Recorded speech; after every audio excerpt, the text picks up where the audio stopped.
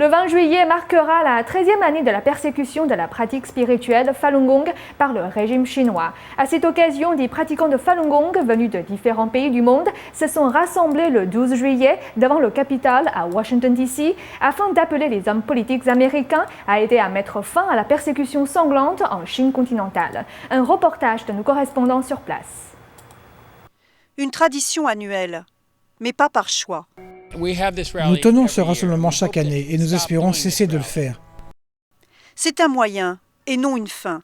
Des pratiquants de la pratique spirituelle Falun Gong du monde entier sont devant le Capitole des États-Unis à Washington DC, cherchant de l'aide pour mettre fin à la persécution de leurs compagnons de pratique en Chine.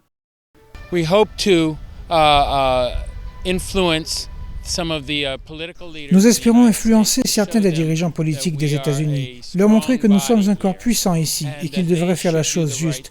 Ils devraient parler à leurs homologues chinois et leur dire que le Falun Gong ne devrait pas être persécuté.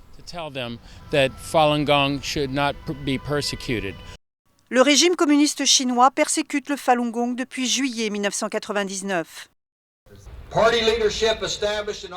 Le leadership du parti a établi un bureau dont la seule mission était de se débarrasser de vous, de milliers d'entre vous. Vos amis et les membres de vos familles ont été arrêtés, affamés, torturés et exploités par les communistes chinois. Les communistes ont même tué de nombreux membres de vos familles et vos amis. Pourtant, cette persécution en Chine n'a pas changé la motivation des pratiquants de Falun Gong à faire connaître la pratique qu'ils pensent être bénéfique pour la société.